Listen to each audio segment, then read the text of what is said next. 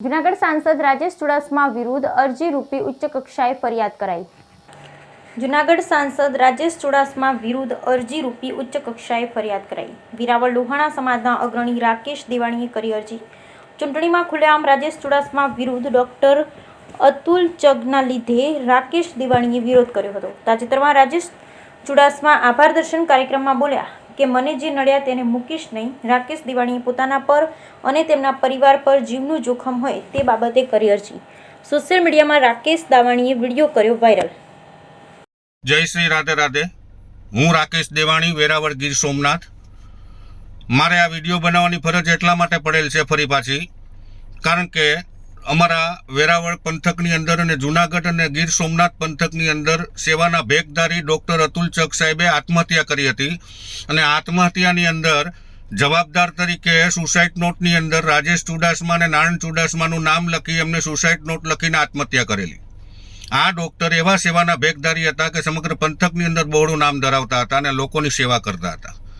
આવા ડૉક્ટર, પ્રભુ જેવા ડૉક્ટરે જ્યારે આત્મહત્યા કરી ત્યારે પ્રથમ વિડીયો પણ મારો જ બનેલો હતો। પ્રેસ મીડિયાને મેં નિવેદન આપેલું, એક રઘુવંશી સમાજના દીકરા તરીકે અને એક આગેવાન તરીકે। ત્યારે મેં સર્વે ગૃહ ખાતાને તેમજ પોલીસ તંત્રને આહ્વાન કરેલું કે આમાં જે કોઈ પણ ચમરબંધી હોય, જે કોઈ પણ ગુનેગાર હોય, અતુલ ચગ સાહેબની આત્મહત્યા માટે જવાબદાર જે કોઈ પણ હોય એમને છોડવા ન જોઈએ, એમની પર કાયદેસરની કાર્યવાહી થવી જોઈએ અને એમનો વિશ્વાસ રાખીને આ વિડીયો બનાવેલો। ત્યારબાદ પણ 3 મહિના બાદ, લાંબા સમય બાદ એક એફઆઈઆર નોંધાયેલી, જેમાં રાજેશ ચુડાસમા અને નારાયણ ચુડાસમાનું નામ એફઆઈઆરની અંદર નોંધાયેલું, જે ગત ટર્મના સાંસદ હતા અને આ વખતે પણ ભારતીય જનતા પાર્ટીએ એમને ટિકિટ આપી। આજ દિન સુધી એમની ધરપકડ નથી થઈ। આજ દિન સુધી કથાકથિત સમાધાનની કહાનીઓ વહેતી કરી ચૂંટણી સમયે, અને હજી સુધી કોર્ટમાંથી કોઈ ક્લીન ચીટ આપેલી નથી। તેમને બાઇજ્જત કોઈ બરી કરેલા નથી।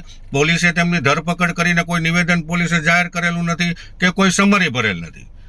આ અરસામાં આ ભાઈ રાજેશ ચુડાસમા નરેન્દ્રભાઈ મોદી, અમારા વડાપ્રધાન શ્રીના નામે અને લાગણીઓના કારણે દેશવાસીઓના અને આ પંથકના લોકોએ એમને મતદાન આપ્યું।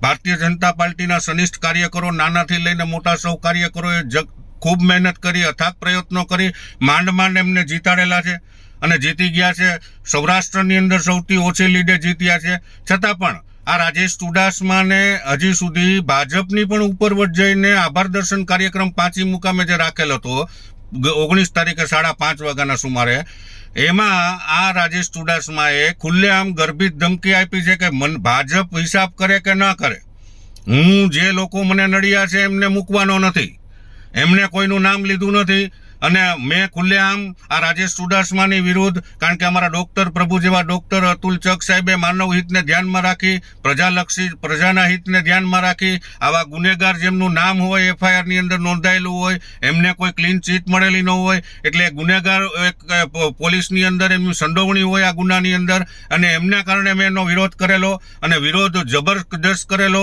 અને સર્વે 18 વર્ષના લોકોને આહ્વાન કરેલું કે આ રાજેશ ચુડાસમાને મતરૂપી દાન ન આપતા, આપણે પ્રભુને પણ પુષ્પ અર્પણ નથી કરતા તો રાષ્ટ્રને કેમ કરવું?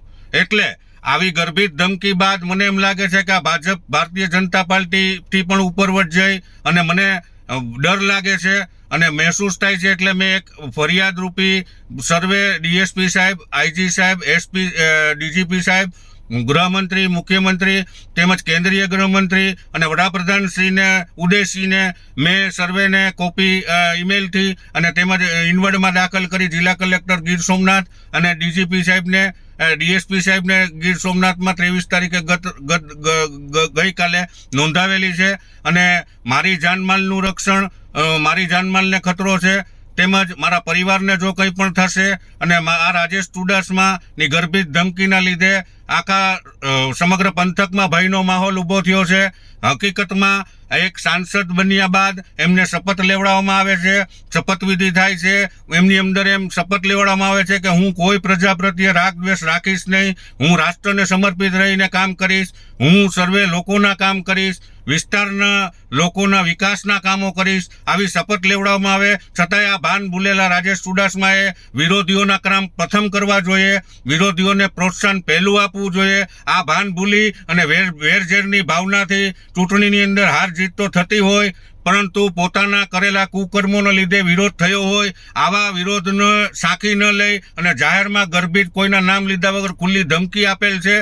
આ ધમકીના કારણે સમગ્ર પંથકમાં ભયનો માહોલ ફેલાયો છે. ભારતીય જનતા પાર્ટીની શાખને ધક્કો પહોંચાડી રહ્યો છે આ માણસ. આ માણસની ઉપર પાર્ટીને પણ વિનંતી કરું છું કે એક્શન લેવા જોઈએ. અને બીજું કે સાંસદ છે એટલે તમે લોકોના સેવક છો, લોકોની સેવા કરવી આપની ફરજ છે. આપને ધમકી આપવી આપને શોભા નથી દેતું. એટલા માટે હું ગભરાયેલો છું અને મને ડર લાગે છે કાલ સવારે મારી ઉપર કે મારા પરિવાર ઉપર કંઈ પણ થશે તો તેની સમગ્ર જવાબદારી લેખિતમાં મેં જાણ કરેલ છે સૌને. તેની જવાબદારી રાજેશ ચુડાસમા સાંસદ જુનાગઢ 13 લોકસભાની રહેશે. અસ્તુ. જય શ્રી રાધે રાધે. રાકેશ દેવાણી, વેરાવળ, ગીર સોમનાથ.